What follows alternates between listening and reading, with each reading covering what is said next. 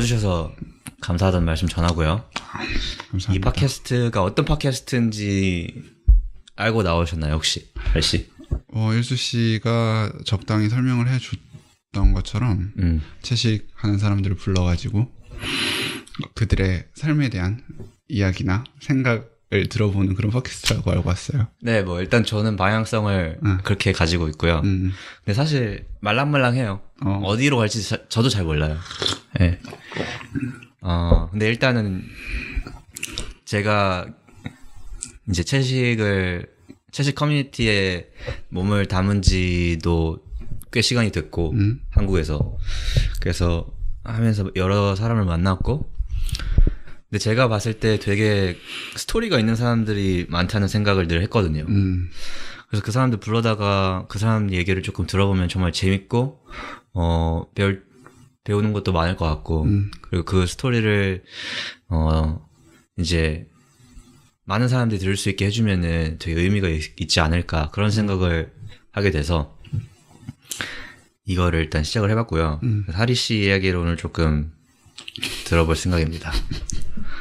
왜 웃으시죠? 그 노트 굉장히. 네, 이거는 제가 예비군 가서 정수기 그 물 먹는 데다가 아이디어가 번뜩 할 때마다 여기다가 적었습니다. 노트를 사드려야겠네요. 노트 있는데 안 가져왔어요. 네, 그러면은 좀 시작을 해볼까요? 네. 얘기를? 언제든지. 일단 뭐 명색이 채식인 팟캐스트니까 하리 씨의 채식을 해온 그 역사에 대해서 조금 들어보고 싶거든요. 저 소개 안 해주시나요? 소개해야 되는구나. 다시 하죠. 네, 어디서 누구시죠? 하리 씨, 맞다. 자기소개. 근데 저는 이제 얘기를 하면서 자연스럽게 녹아 나올 거라고. 지금 방금 생각난 거죠. 맞죠? 괜찮죠, 근데? 뭐가 괜찮아요? 오케이. 하리 씨, 그러면은 자기소개 부탁드려요. 그냥, 네. 되게, 채식한 지 지금 비건 5년 차고요. 하리라는 이름으로 활동하고 있고, 그 다음에, 현재는 채식 디저트 만드는 일을 하고 있습니다. 하리라는 이름은 어디서 온 거죠? 제가 채식하면서 대학교에서 채식 동아리 같은 걸 만들었는데, 이름을 순하리라고 지었어요. 네. 술 아니고, 순하게 하루하루 먹으리. 그런 뜻에서 순하리라고 지었는데, 네. 거기서 그냥 하리 따왔습니다. 실제로 하리로 개명할 생각은 없어요? 없어요. 진짜요? 네. 하리 괜찮잖아요. 하리 이름 정말 괜찮은 것 같아요. 제가 고맙습니다. 외국 나가면 제가 이제 하리로. 그거 제 건데요. 쓰시죠. 네. 하리 안 하시면 좋죠. 뭐. 오케이, 그래서 채식은 근데 왜 시작하신 거죠? 유튜브에서 네. 되게 간단하게 말하자면 유튜브에서 강연을 봤다. 이거고. 강연을 봤다? 누구 강연 혹시? 게리 유로프스키. 그건 또 레전드 중에 하나죠. 레전드죠. 그렇죠. 네. 굉장히 파워풀하고 이렇게 딱딱 말하는데 그거를 다른 분들한테 보여드린 적도 있는데 그걸 공격적으로 받아들이시는 분도 계셨고 근데 저한테는 굉장히 와닿더라고요.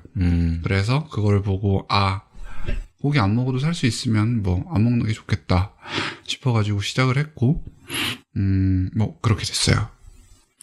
근데 저도 사실 그분의 동영상을 보고 약간 몸에 전율을 느낄 정도로 영향을 받은 사람 중 한 명이긴 한데 그 영상을 보면서 또 한편으로는 어떤 생각이 들었냐면은 그분이 되게 강성이잖아요. 그렇죠. 그래서 과연 이 접근 방식이 베스트인가? 약간 그런 생각은 한편으로 듣긴 했어요. 저한테는 당연히 좋은 영향을 받았는데 그렇죠. 그렇지 않을 수도 있다는 생각이 들긴 했거든요. 맞아요. 그래서 강성의 접근 방식은 괜찮은 접근 방식이라고 생각하세요? 하리 씨는? 저는 여러 가지 접근 방식이 동시에 이루어져야 된다고 생각해요. 그러니까 강성이 으로 했을 때 그것을 더 잘 받아들이시는 분도 계실 거고, 그렇죠. 혹은 돌려 말했을 때 더 잘 받아들이시는 분도 계실 거고 해서 이렇게 되게 세게 나간다든지, 혹은 정말 둘러서 뭐 다른 예술과 함께 이렇게 가신다든지, 뭐 여러 가지 방식으로 접근을 해야 더욱 빨리 좀 다른 분들도 그 채식의 중요성을 좀 알지 않을까 싶어요. 그렇죠. 뭐 사람마다 방식은 다 다를 테니까 네. 자기한테 맞는 활동 방식이 있을 거고. 맞아요. 네. 채식의 중요성 이러니까 약간 전도하는 느낌이네요. 네? 전도 안 하셔도 돼요. 저희는 뭐 이 팟캐스트는 그 단어가 주는 어감이 그렇죠. 그런 게 있긴 있죠. 그러니까 그러면은 사실 방금 질문에 조금만 네네. 더 살을 보태보자면은 채식을 벌써 몇 년째 하고 계시잖아요, 하리 씨. 하고 하시면서 이제 뭐 겪었던 재미있는 에피소드 같은 게 있다. 재미있는 에피소드. 뭐 우여곡절. 네. 사실 그냥 그 일수 씨가 방금 질문하시는 걸 들어보니까 바로 떠오르는 것은 네. 그냥 이제 같이 사는 가족들이 네. 서포트를 해주지 않았었던 것에 대한 것이 하나 떠오르고, 또 하나는 이제 대학교에서 있었던 일도 떠오르는데, 어쨌든 채식을 하게 되면 저 역시 수십 년간 채식을 안 해왔던 입장이고 육식을 해왔었는데, 그 순간 이렇게 확 바뀌면서 저 역시 스스로 의심을 하게 되는데, 그래서 공부도 정말 열심히 하고, 그래서 이제 제 나름대로의 그걸 가지고 하는데, 이제 옆에서 가족들이 뭐 지금 엄마는 이제 좀 바뀌셨지만 뭐 한때 뭐 동생 뭐 아빠가 좀 특히 뭐 단백질이라든지 아니면 뭐 여러 가지로 막 이렇게 별 서포트도 하지 않고 어떨 때는 막 놀리다시피 하고 막 그러면 이제 너무 짜증나는 거죠. 너무 짜증나는 게 있었고, 뭐 어쨌든 그들에 앞서서 내가 먼저 스스로를 의심해가지고 더욱 열심히 공부했었는데, 그들이 막 여하튼 응원 혹은 본인들이 공부를 하지 않고서 미리 들었던 사회가 말하는 거 그대로를 그냥 이렇게 나한테 다시 읊으니까 좀 짜증나는 부분이 있었고, 뭐 그런 것도 떠오르고, 비건한 다음에는 저는 다른 거는 다 괜찮았는데 초코 발린 다이제가 너무 맛이 그립더라고요. 그것 때문에 많이 흔들렸었고. 뭐 또 계속 말해요? 근데 그럼 가족들 얘기를 하셨는데 네. 그럼 지금은 좀 어떤 상황인가요? 사람들이 지금 어머니는 이제 페스코, 그래서 네, 그 고기의 사체는 먹지 않고 계시고, 뭐 물고기라든지 아니면 그러니까 수중동물 혹은 뭐 그쪽에서 사는 애들은 뭐 먹을 때도 있는 것 같은데, 그건 이제 하리 씨의 영향을 받아서인 거죠? 네, 맞아요. 그리고 동생은 열려 있는 입장이고. 열려 있다. 네. 근데 육식은 하고 있고요. 아버지는 이제는 뭐 별말 안 하시죠. 말할 때마다 내가 짜증을 너무 많이 해가지고. 저도 막 엄청 받아치고 제발 좀 하지 말라고. 잘 살고 있는데 왜 그러냐고. 근데 처음에는 아버지의 그 태도가 당연히 이해가 되죠. 왜냐면 저도 똑같은 이제 태도로 맞아요. 채식을 안 하고 있을 때 똑같은 태도로 채식하고 있던 사람들을 바라보고 그들을 대했으니까.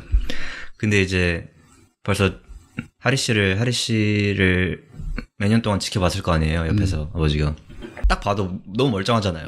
그러면 그것만으로도 이제 아버지가 좀 생각이 바뀔 수 있지 않을까요? 근데 안 그러셨죠? 뭐 지금은 계속 뭐 잘 육식하고 계십니다. 그런데 채식에 대한 인식이 조금 뭐 그냥 채식을 꾸준히 해도 죽진 않는구나 정도로 바뀌셨겠죠? 그 정도로? 아직 자세히는 모르겠습니다. 네. 그렇군요.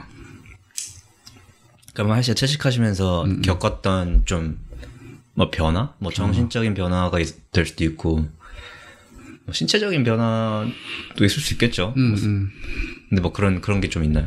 그냥 채식하고 나서는 신체적으로는 비염이 없어졌다. 비염이 없어졌다? 그건 되게 크네요. 비염. 크죠. 근데 저는 그 예전에 고기 동물을 너무 많이 먹었어가지고 그게 정말 많이 누적돼 있는 상태여서 네. 채식으로 바뀐 뒤에도 아직 조금 남아 있었지만 그래도 정말 많이 호전이 되었고 그 다음에 이제 뭐 상처가 나거나 아니면 뭐 뭘 하거나 했을 때 그 회복력 역시 굉장히 빨라졌고 피부 좋아졌다라는 거 있었고 화장실 굉장히 빨리 들어갔다 나올 수 있고 장활동? 아 그거는 정말 저도 너무나 동의가. 근데 저는 뭐 저의 건강 때문에 채식을 한 게 아니어가지고 채식한 다음에 제 그 건강을 막 체크하지 않았어요. 어떤 게 달라졌을까 이러면서. 네. 그래가지고 말할 게 많지는 않은데요. 그래도 뭐 괜찮은 것 같습니다. 그렇군요. 그러면 저도 사실 제 얘기 조금만 하면은 저도 처음에는 이제 그 동물의 방 책을 읽고 훅 넘어갔어요. 아 진짜 이런 커튼 뒤에 약간 이런 세계가 있었구나. 약간 그런 걸 처음 그 책을 읽어서 알게 됐고 그래서 시작은 뭐 동물권이라는 그쪽으로 좀 접근을 했던 것 같아요. 내가 이 생명체들에게 이런 고통을 가하면서까지 이걸 도저히 할 수가 없는 거예요. 이 사실을 알고 난 후에는 이미 그 강을 넘어버린 거지. 맞죠, 무슨 말인지 알죠? 네, 빨간 약 먹은 거죠. 빨간 약 먹은 거죠. 근데 나중에는 사실 왜냐면 동물들은 너무나 일상 의식 밖에 있는 애들이잖아요. 네. 매일 보는 것도 아니고 내가 사실 책으로만 알고 팩트로만 알고 있는 사실들이니까. 그래서 그 후에는 조금 그냥 제 건강을 목적으로 한 채식을 조금 해왔던 것 같아요. 근데 그 전에 막 건강이 막 안 좋거나 그런 건 아니었는데 채식을 꾸준히 했을 때 나중에 이런 후폭풍이 있다는 걸 공부를 통해서 알게 되고 난 후에는 지금 잘라야겠다 이거를. 이 생활 습관을. 아, 육식을 꾸준히 했을 때 후폭풍. 네, 육식을 꾸준히 했어요. 제 채식이라고 그랬나요? 네, 그랬어요. 아, 이런 큰 실수를. 근데 이제 또 좀 더 하다 보니까 건강은 또 좀 내가 굳이 내 젊은데 막 건강을 계속 신경을 써야 되나 이런 생각도 들고. 써야 될걸요. 그렇죠. 젊을 때 몸을 잘 갖고 놓는 게 더 좋을 것 같다는 생각이 들어서. 채식을 해도 네. 불량식품 많이 먹고 기름기 있는 거 많이 먹고 그렇죠. 그러면 안 좋아지더라고요. 술 많이 먹고 그러면. 그래서 채식 그래 물론 이걸 하면서 내가 육식을 했으면 훨씬 더 안 좋아졌겠지만 맞아요. 스스로 운동 열심히 해야지 좋은 거 많이 먹어야지라는 생각합니다. 맞습니다. 다음 사실 하리 씨를 처음 제가 만나서 이제 대화를 나눠보면서 좀 가장 신기했던 것 중에 하나는 이제 하리 씨가 대안학교를 다니셨잖아요. 네. 그래서 전 대안학교에 대해서 사실 뭐 많이 잘 모르고 그냥 뭐 다큐멘터리 몇 개 본 그 정도인데 제가 아는 대안학교는 일단 되게 개방적이고 그리고 형식적인 어떤 그런 교육이 아니라 정말 배움이 있는 정말 아이디어를 공유하고 약간 토론 위주의 교육 그런 약간 그런 곳으로 알고 있는데 네. 너무 제가 좀 너무 좋게만 생각을 하고 있는 걸 수도 있고 실제로 그 내막은 다녀본 사람만 알 테니까. 그렇죠. 어쨌든 대안학교를 그 얘기를 조금 들어보고 싶거든요. 그러니까 왜 어쩌다가 그 남들이 잘 안 가는 그러니까 그런 루트를 가게 된 것인지 그리고 다녀보니까 좀 어떤지 약간 그런 얘기를 좀 듣고 싶어요. 네. 그 일수 씨는 되게 대안학교에 대한 좋은 생각을 많이 가지고 계신 것 같아요. 왜냐하면 대안학교라고 하면 편견이 있어요. 왜냐하면 한국에서 대안학교는 어떤 문제아들이 가는 곳. 아, 그래요? 네, 그런 분들 많아요. 그리고 실제로 그런가요, 근데? 그런 대안학교도 있다고 들었어요. 제가 아는 대안학교는 그런 곳은 한 번도 보지도 듣지도 못했지만 그런 되게 그러니까 학교에서 적응을 잘 못하시는 분들이라든지 뭐 일반 그 제도권에 있는 학교에서 네. 뭐 나오게 된 분들이라든지 그런 분들이 가는 곳이라고 알려져 있을 그렇게 아는 분들도 많아요. 근데 사실 제가 알고 지금까지 겪은 대안학교는 이 제도권에서 다니는 그 제도권 학교의 문제점들이 많기에 그것에 대안을 찾아서 어떤 대안적인 방법으로 또 다른 학생분들을 교육하는 곳이라고 알고 있고, 저도 그런 거를 경험했었고, 네. 뭐 여하튼 그렇고요. 그래서 뭐 일수 씨가 말씀하신 거 대다수가 맞는 것 같아요. 되게 열려 있고 토론 위주로 하고. 근데 그거는 또 대안학교마다 다르겠죠. 제가 나온 데는 간디학교라는 곳인데. 간디학교요? 와, 이름이 거창하네요. 맞아요, 거창하죠. 비폭력 사상을. 간디학교.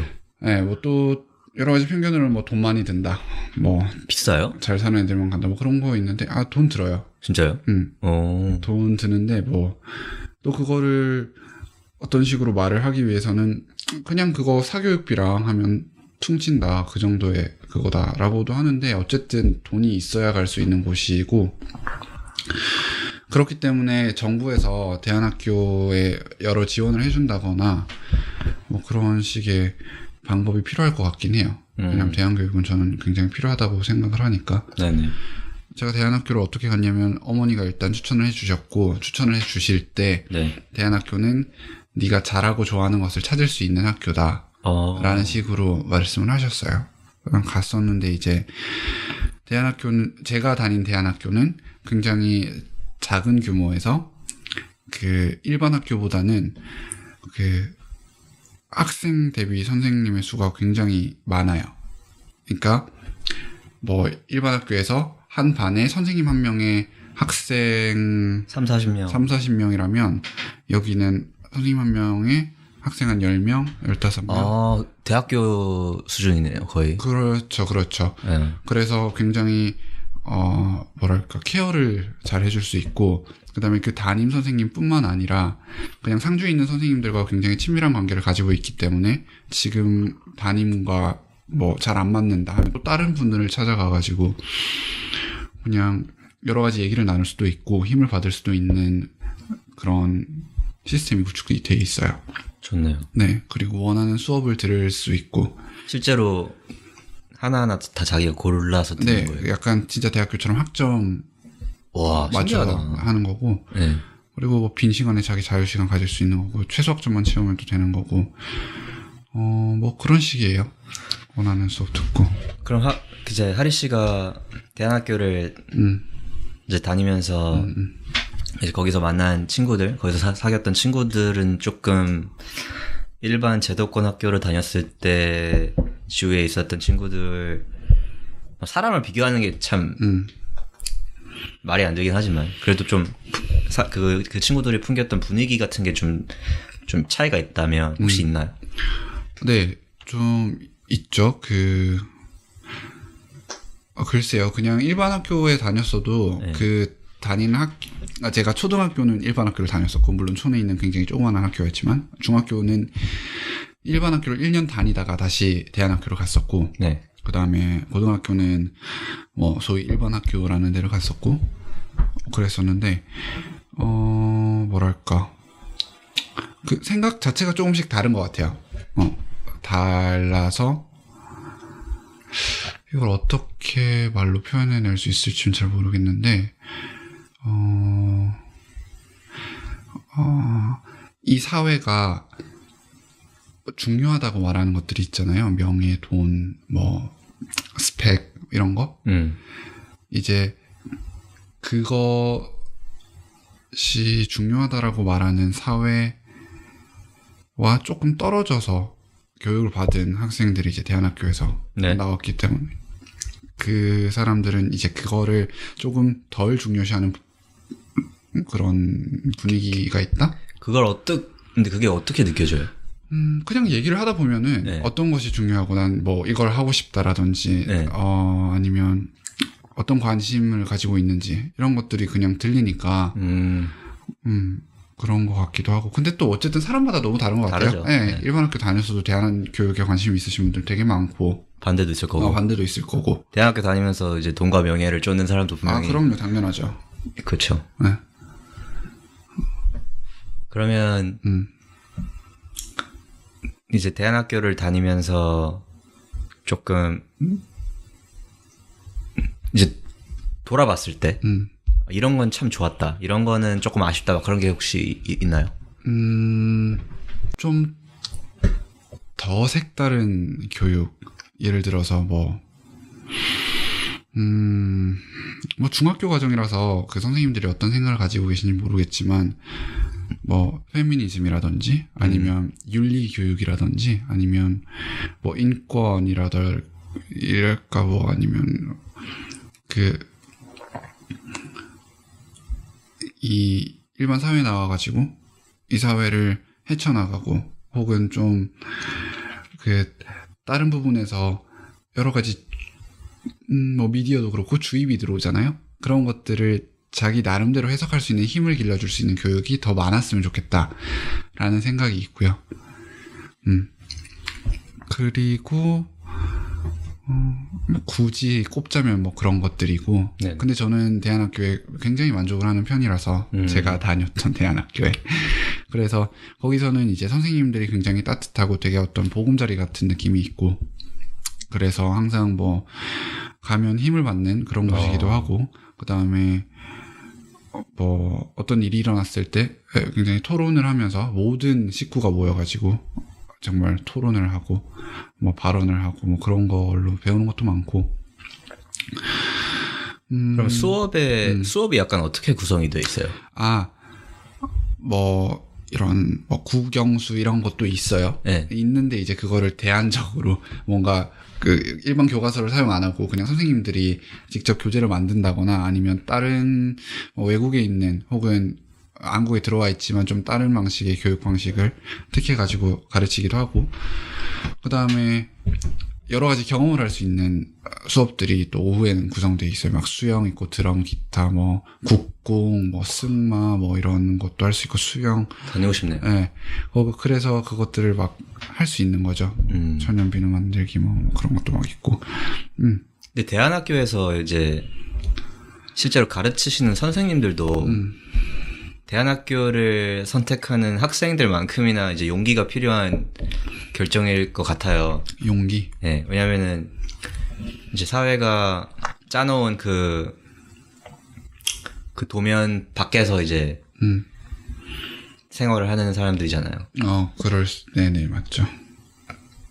근데 그 선생님들은 약간 어떤 생각을 가지고 대안학교에서 근무를 하고 계시는지. 왜냐면 돈을 많이 받는 학교는 아니라고 제가 알고 있거든요. 박봉이죠. 박봉 중에서도 박봉이라고. 맞아요. 그거는 일 정말 하는 양에 비해서 돈은 정말 못 벌고 있고. 그런 거를 선생님들이랑 많이 얘기를 나눠본 적은 없어요. 그치만 저 역시 대안학교 교사가 되면 참 좋겠다는 생각을 하고 있고, 제 스스로가. 그래서 뭐 그냥 대충 예상을 해보자면, 뭐, 학원 선생님 하시다가 오신 분도 계시고요. 아, 진짜요? 네. 그건 좀. 뭐, 그냥 여러 가지 하시다가 오신 분들도 계시고, 뭐, 그런데,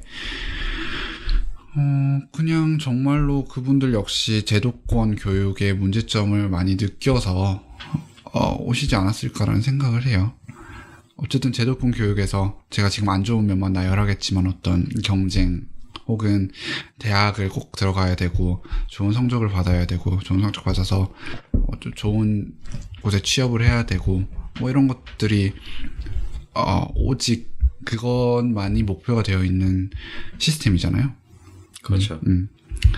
그것에 대한 비판적인 그 생각을 가지고 들어오지 않으셨을까? 그렇군요.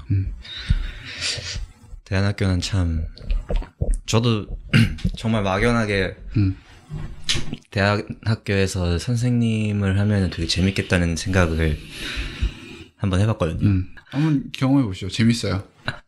자원봉사로 경험해 볼 수도 있고. 아, 진짜요? 네. 되게 재밌어요. 잘하실 것 같은데. 그러면은 마지막 이제 대안학교 관련해서 하리 씨한테 질문을 드리고 싶은 거는 네. 예를 들어서 주위에 대안학교를 심각하게 고려하고 있는 네. 친구가 있어요. 네. 그 친구에게 어떤 약간 조언? 이 정도는 생각을 하고 이 결정을 내리는 게 좋을 거다. 약간 이런 걸 하리 씨가 이제 갔다 오신 입장으로 해서 조언의 말을 한마디 해줄 수 있다면 약간 뭐라 할 수 있을까요? 그렇게 어쨌든 네. 왜냐면 그 결정을 후회하는 사람들도 분명히 저는 있을 것 같긴 하거든요. 그럴 수 있죠. 네. 그럴 수 있어요. 제가 뭐라고 그런 조언을 감히 하겠냐마는 만약에 어쨌든 여쭤보셨으니까 네. 사실 저 같은 경우는 일반 중학교를 1년 다니다가 대안학교로 다시 들어갔기 때문에 비교할 수 있는 것들이 많았어요.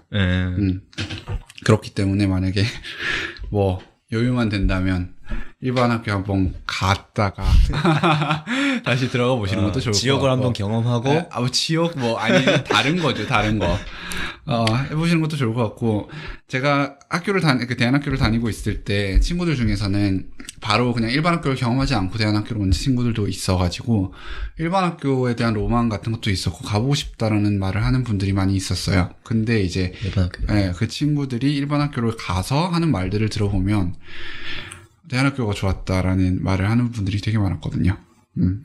그래서 뭐 그런 부분도 있었고 여튼 비교 대상이 있으면 이게 이렇게 좋고 이게 이렇게 나쁘구나라는 거를 스스로 더 많이 생각할 수 있으니까 그런 게 있을 것 같고 한번 갔다 와라. 시간만 된다면 뭐 괜찮다면 그리고 이제 돈이 좀 들 수 있으니까 돈이 얼마나 들죠? 글쎄요. 제가 돈을 낸 게 아니라서 잘 모르겠는데 뭐 기숙사비도 들고 식비나 뭐 교육비 다 들어서 그거는 뭐 학교 측에 여쭤보시는 걸로. 그거마다 다르겠죠. 그렇지만 이제 혁신학교라고 교육청의 인가를 받아서 그 국가가 지원을 해주는 학교가 있는데 그게 약간 제도권과 대안학교의 사이 정도 있는 저도 자세하게 모르겠지만 혁신학교라고 요즘 많이 생기고 있다고 알고 있어요. 혁신학교요? 그게 약간 세 번째 카테고리인 거예요, 그러면? 그쵸. 그게 완전 대안학교 제가 다니는 건 비인가라서 네. 졸업을 해도 중학교를 졸업해도 중학교 졸업을 했다라고 인정을 못 받아요. 그래서 검정고시를 따로 쳐야 되는 곳이에요.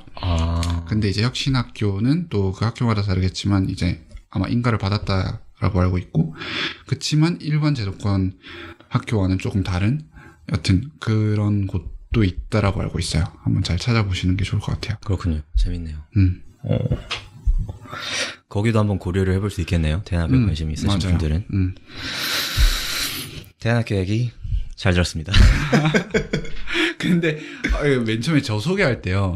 일수 씨가 왜 저를 섭외를 하셨고 일수 씨가 저에 대한 뭐 기대라든지 아니면 그런 소개를 좀 해주시는 부분이 들어가야 되지 않을까라는 생각이 들어요. 그러면. 그럼 이거 붙여가지고 앞쪽에 붙일 앞쪽에 이제 흥미를 끌어야 이제 들으실 거 아니에요? 알겠어요. 제가 하리 씨를 처음에 불러서 얘기를 한 거는 사실 부를 사람이 없는 그런 아주 중요한 전제 조건이 있었고요. 네. 하지만 그렇다고 해도 제가 아무나 부르진 않죠. 하리 씨를 제가 부른 이유는 일단 우리가 지난 한두 달 사이에 급격하게 좀 친해졌잖아요.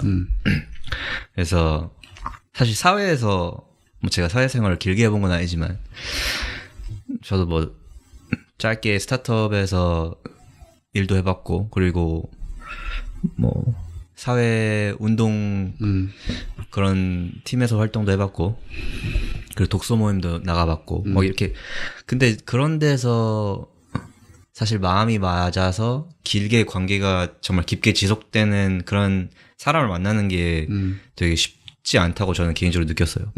근데도 불구하고 저랑 하리 씨는 좀 쿵짝이 잘 맞았고 그래서 대화를 깊이가 있는 대화를 저는 했다고 생각하는데 상대방은 어떻게 느낄지 모르겠어요. 노코멘트 하겠습니다. 네. 일단 하리 씨가 되게 매력적인 캐릭터라고 저는 생각을 해요. 감사합니다. 네.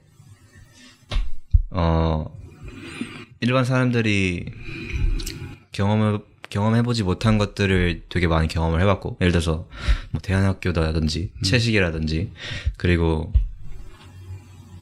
뭐 요리 얘기도 있다가 할 거지만 요리를 하는 사람이고, 그것도 요즘에 또 셰프가 좀 핫하긴 한데, 근데 또 요리 중에서도 이제 비건 요리를 하고 계시니까 그 얘기도 되게 궁금하고, 그래서 되게 아주 재밌는 스토리가 많겠다. 근데 하리 씨 본인이 아마 재밌다고 느끼진 않을 거예요. 그냥 근데 다른 사람이 들었을 때는 그게 충분히 재밌을 수 있다고 저는 약간 거기에 믿음이 있었고. 오케이. 첫째는 제가 재밌을 것 같고.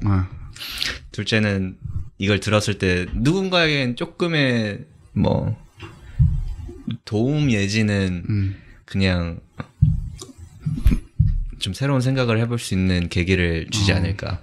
모르겠어요. 아니, 부담 안 가져도 되고요. 부담은 없어요. 부담 없어요? 저도 부담 없어요. 네, 막 하고 있고요, 지금. 본인이 부담 가지셔야 되는 거 그런가요? 오케이, 아니에요. 저는 뭐 부담 없어요. 네. 그래서 그냥 그런 얘기 해보면은 좀 건설적인, 생산적인 한 시간이 되지 않을까. 오케이. 그런 마음에서 불렀습니다. 알겠습니다. 네. 감사합니다. 이 얘기를 이제 사석에서 몇 번 했는데, 네. 하리 씨가 우울증이 가끔 있다고. 가끔 있다라는 표현보다는 우울증이 있었죠. 있었다. 사실 어떻게 이거를 제가 가끔 있다 없다 그냥 이분법인가요? 우울증은 아니면 뭐 어떻게 가끔 나를 찾아온다 막 이렇게 얘기해야 되나? 전혀 몰라가지고. 우울증을 겪었었다. 그리고 겪을 수도 있겠죠, 나중에 또. 그죠. 아니면 지금도 겪고 있는데 모를 수도 있고. 뭐 여하튼.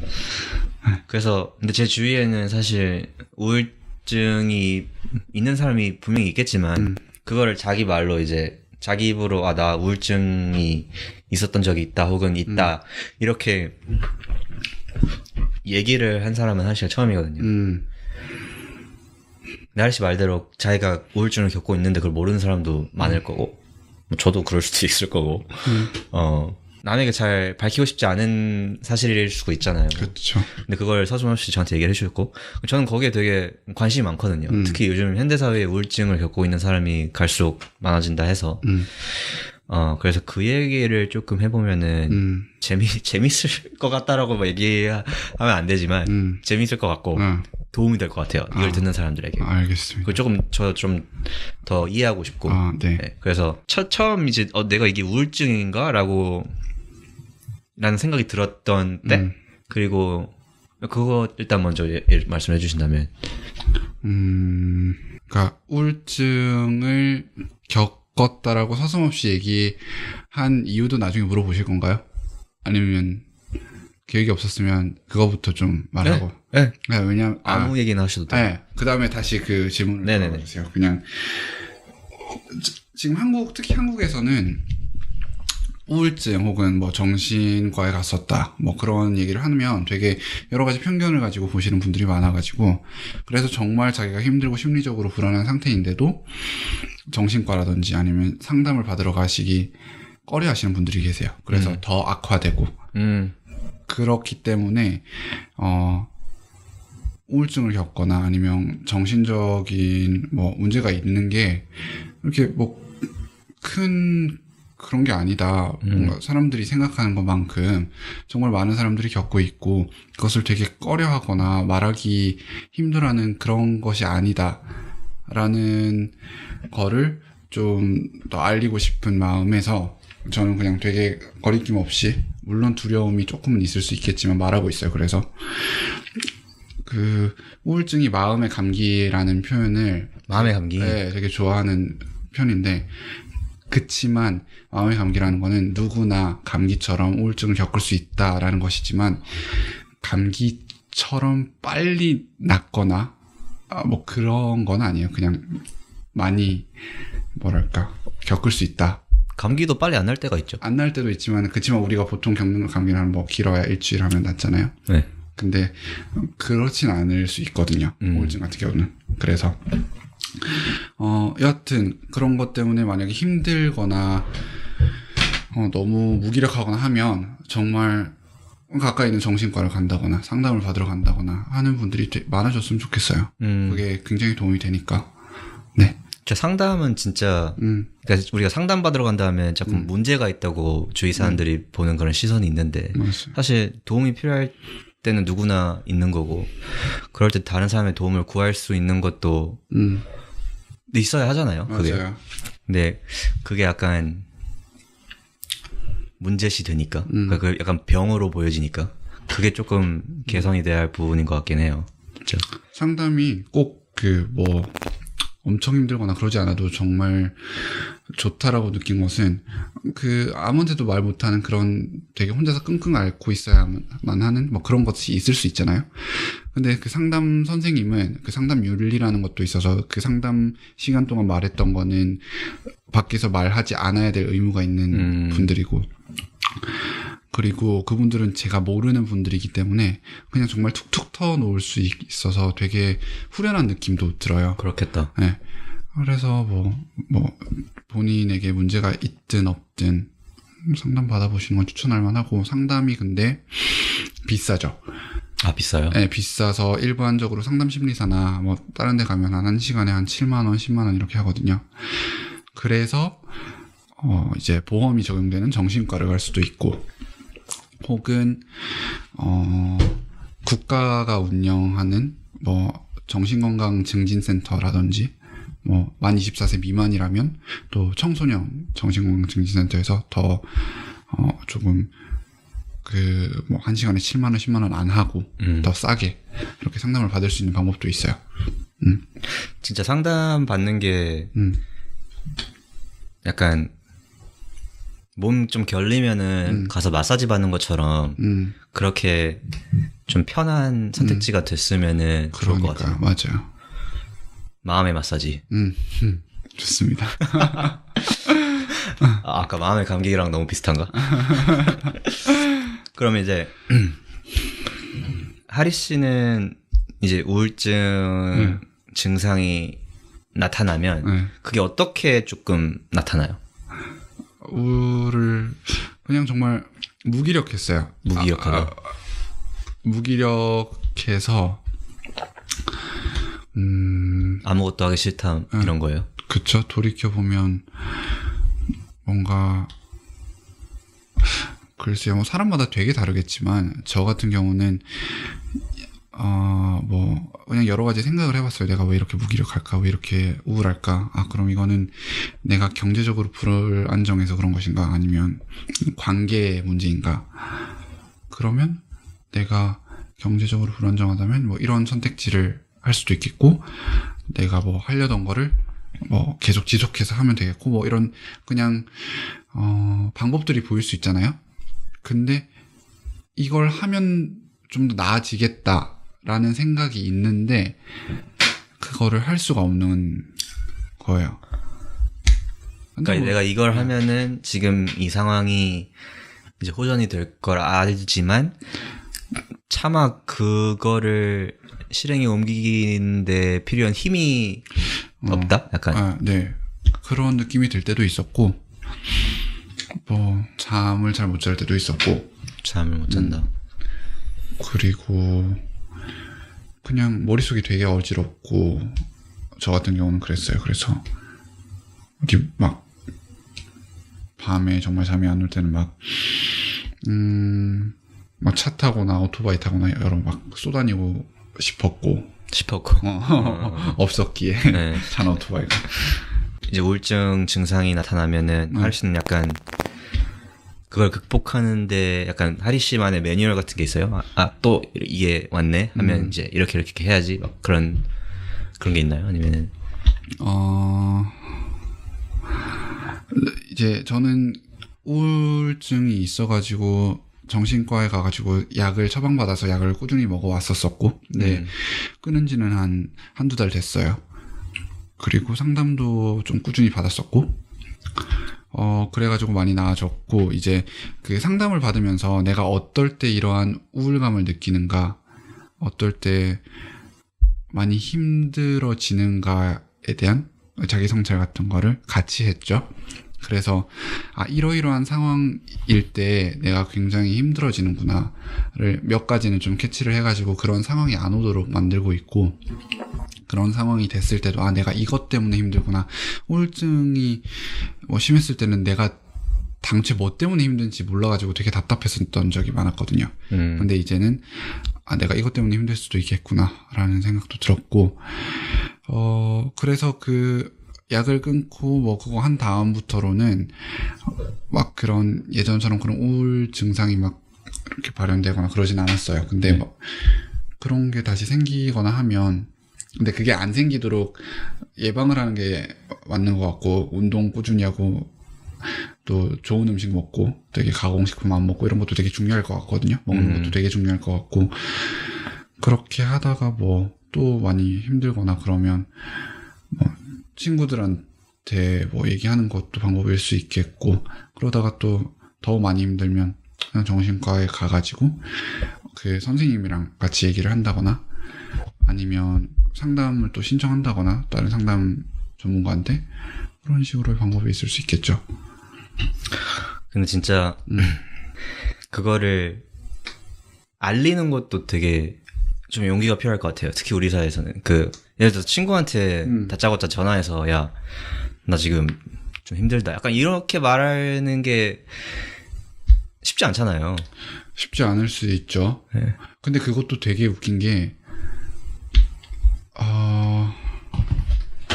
제가 어쨌든 사회적으로 그 남자라서 그 소위 여성 분들의 그 문화를 잘 몰라서 그런 것도 있겠지만, 어쨌든 다른 분들은 그냥 우울할 때 친구한테 카톡으로 나 진짜 우울해 이렇게 보내시는 분들이 있더라고요. 저는 그게 되게 놀랐어요. 저는 제 이런 감정이나 아니면 이 상태를 다른 사람한테 말하는 거를 꺼려하는 사람인데, 이제 그거를 꺼려하지 않고 그냥 친구들한테 되게 바로바로 공유하는 분들도 계시고, 그래가지고 친구들이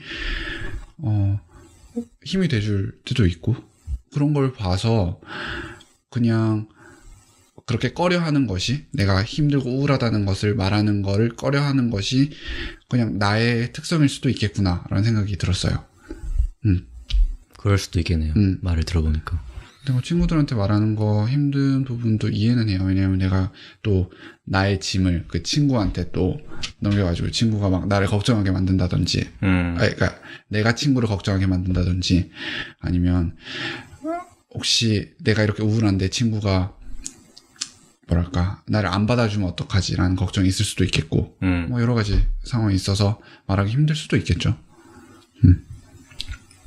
그러면은 아까 대안학교 얘기를 할 때 네. 마지막에 드렸던 질문이랑 좀 비슷한데, 네. 자기가 우울증인가? 라고 좀 의심이 드는 분이 계시다면, 네. 그분한테 좀 도움이 될 만한 그런 말을 한마디 하리 씨가 해준다면 뭐가 있을까요? 약간 네. 상담심리 전문가가 여기 자리해야 될 것 같은데 제가 뭐라고 그거를 네, 우울을 겪었던 사람으로서, 그쵸. 아니, 그것도 엄청난 경험이 엄청난 도움이 될 수가 있잖아요. 네. 경험담이. 네, 그렇죠. 그냥 그런 걸로 힘드시면 근데 뭐 사람마다 상황이 너무 다르니까 어떤 가정에서는 그런 거를 되게 네가 나약해서 그래라고 해가지고 진짜 알리면 더 상황이 악화될 수 있는 가정이 있을 수도 있을 테고, 뭐 가정이 아니라 그냥 그 자기가 속해 있는 공동체라든지 아니면 친구들끼리라든지, 그러니까 그 상황에 따라서 해야겠지만, 어쨌든 저는 그냥 뭐 병원을 가든지. 병원을 간다. 네, 근데 그것도 돈이 드는 선택이니까 조금 어려울 수 있겠네요. 그쵸? 정신과 같은 경우는 네. 한 번 진료받으면 한 10,000원? 아, 그래요? 조금 더 나올 수도 있고, 뭐 20,000원 나올 수도 있고 한데, 그렇게 많이 비싸지 않아요. 그거는 가능하네요. 네. 심리 상담 같은 경우도, 네. 만약에 자기가 만 24세 이하라면, 가면 이제 상담 신청을 해가지고, 네. 상담 일자를 잡고 하면 한 번에 5,000원? 근데 50분 하거든요. 그래가지고 일주일에 한 번씩 정말 상담처럼. 정신과? 네, 정신과나 아니면 그 정신건강증진센터라고 국가에서 운영하는. 정신건강증진센터. 그거를 알아두면 진짜 도움이 되겠네요. 네, 그거가 도움이 많이 되죠. 그렇군요. 네, 그러면은 어려운 얘기 해주셔서. 어려운 얘기 아닙니다. 아닌가요? 아무튼 저는 조금 신기했고요. 네.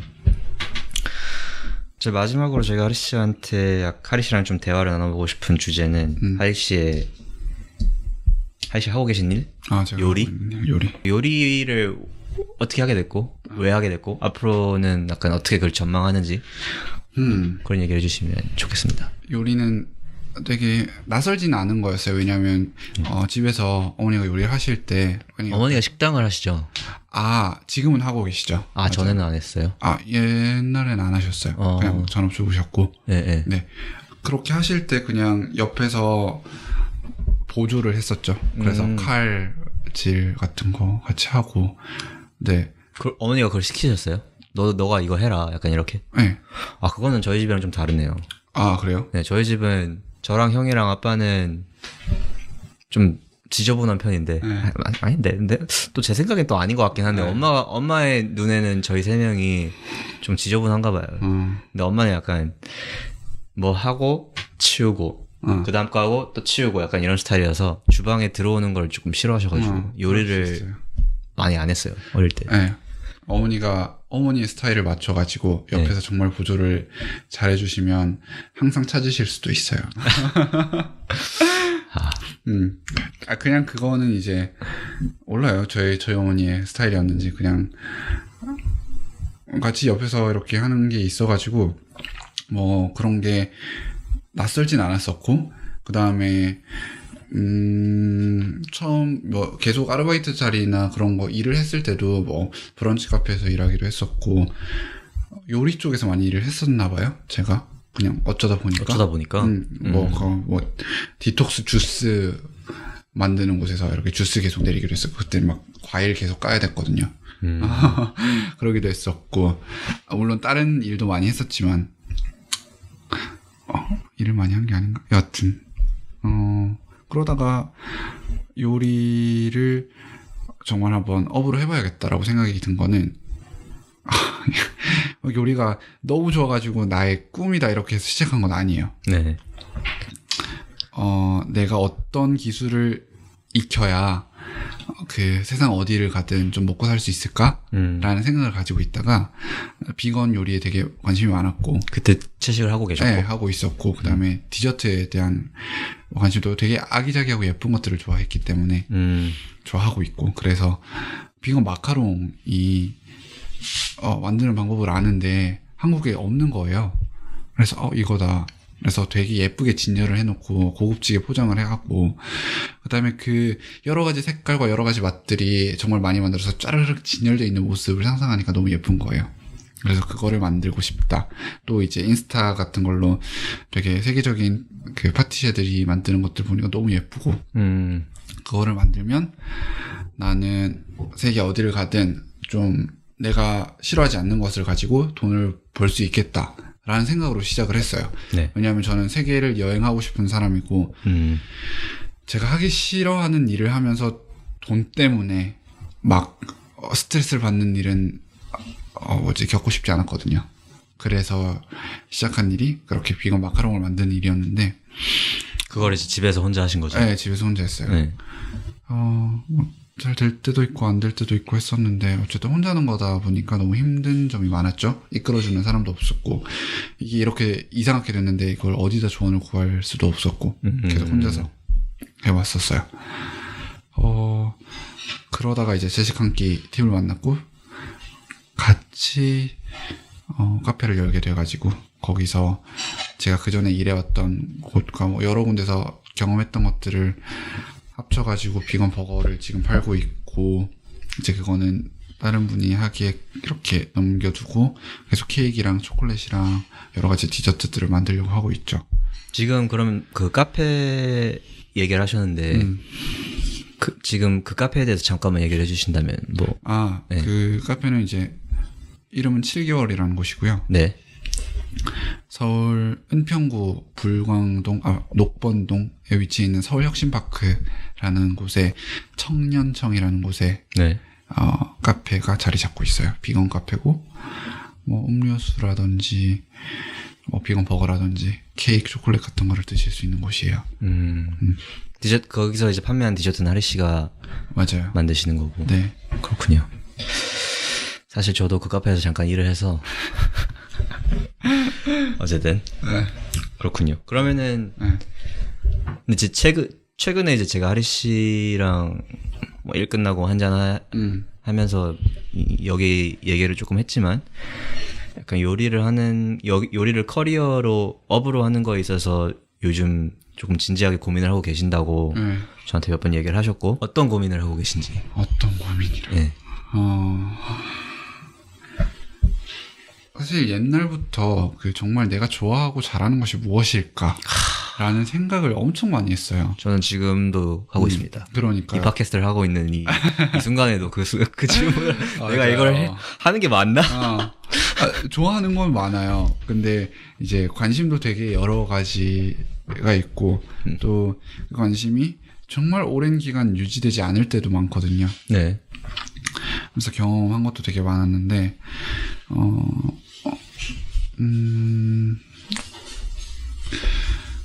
그냥 그 디저트를 만드는 것이 정말 쉼없이 정말 달려왔었단 말이죠.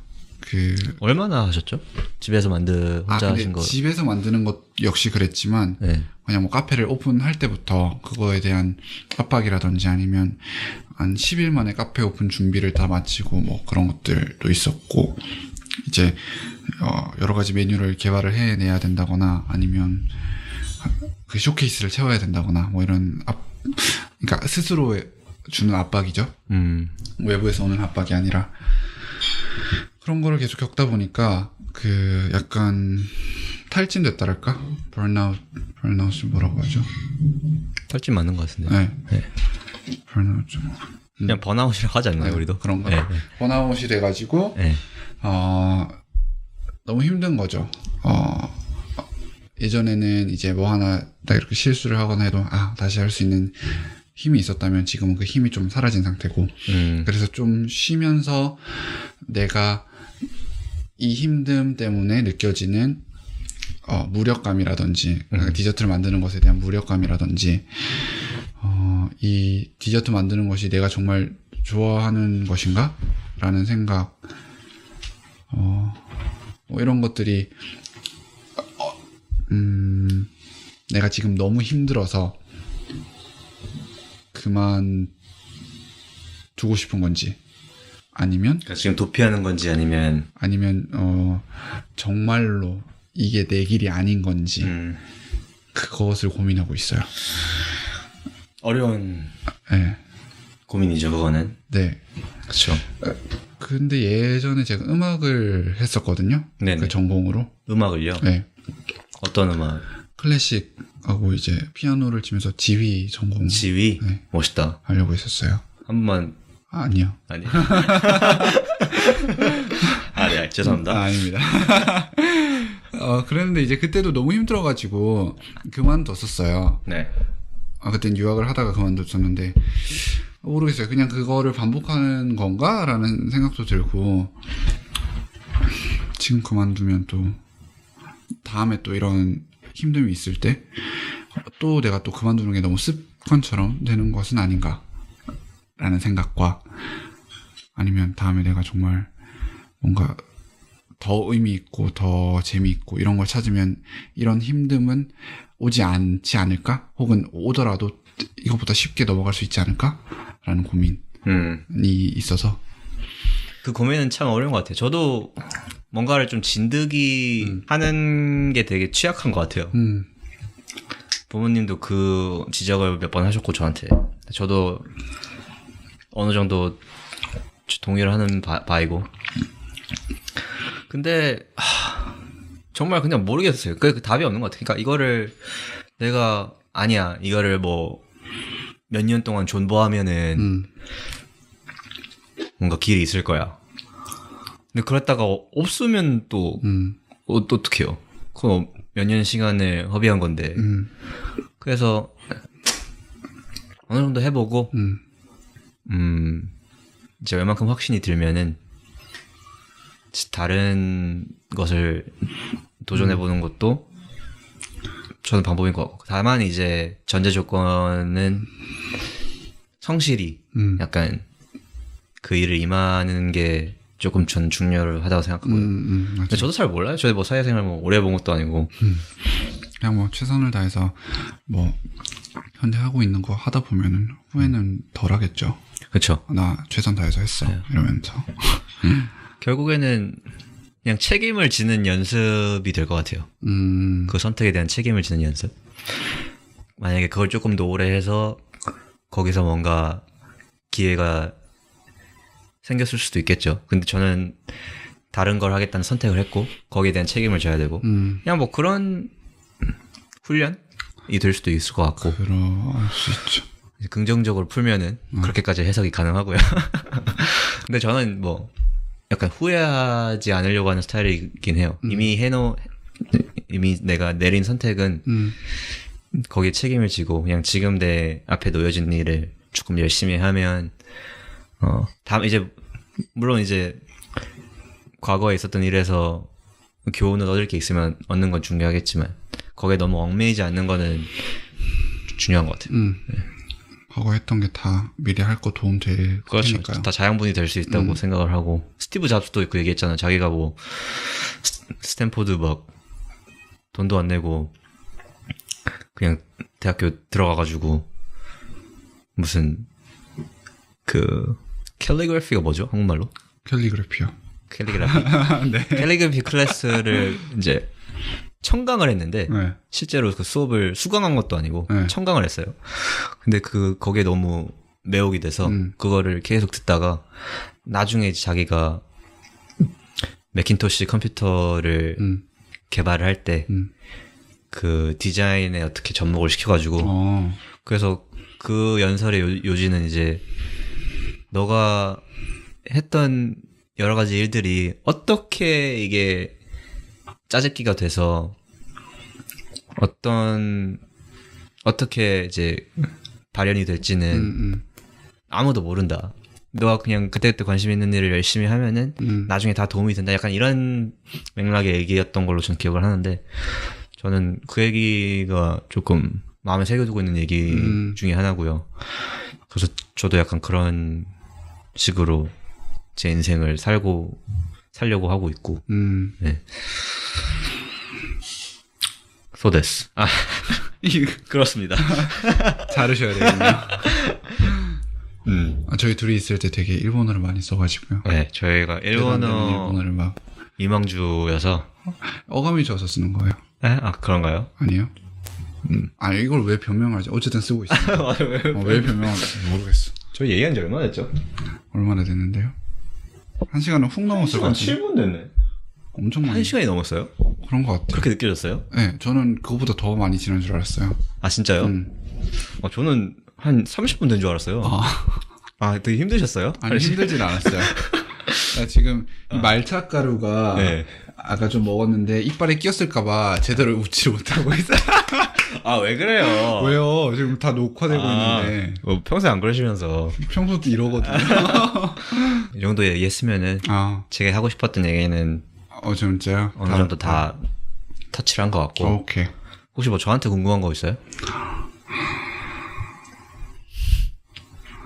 다음에 나오셔서 질문하시고요. 그럴게요.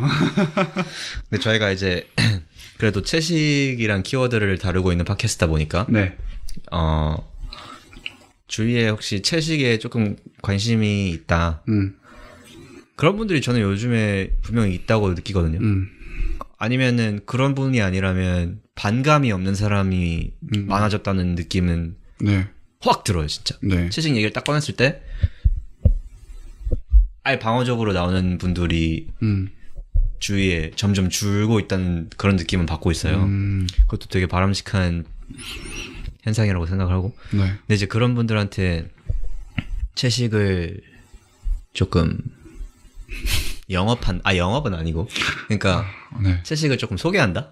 하리 씨가? 네. 뭐 이런 것들, 이런 이점이 있고. 네.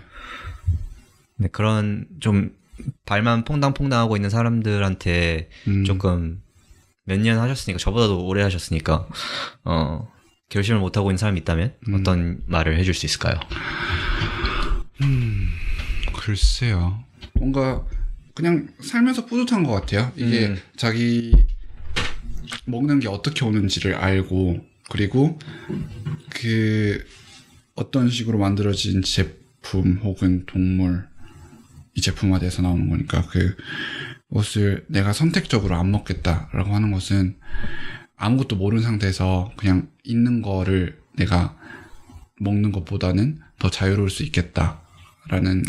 더 자유로울 수 있겠다? 더 자유롭다고 생각하죠. 한편에서는. 왜냐하면 정말 아무것도 모르는 상태에서 미디어가 이거 좋고 저거 좋고, 우리는 칼슘 때문에 우유를 먹어야 되고 소젖을 먹어야 되고 뭐 고기가 좋고 막 그런 것 때문에 그냥 이렇게 막 사는 것보다, 아 이게 이렇게 만들어지는구나, 그래서 이거는 내가 선택적으로 먹지 않겠다라고 해서 먹는 거,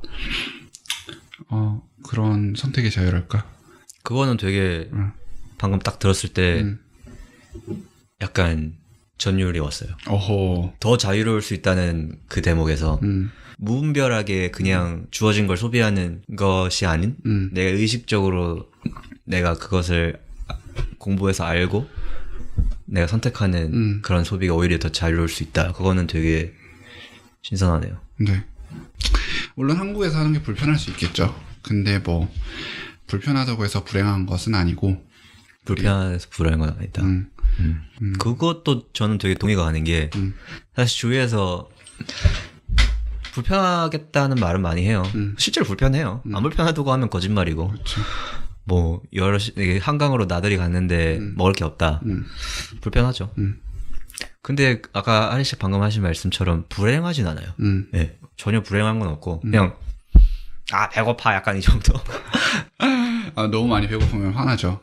그래서 이제 싸가거나 아니면 그쵸. 한강에도 뭐 편의점 있으니까 그런 간식 사 먹으면 되고.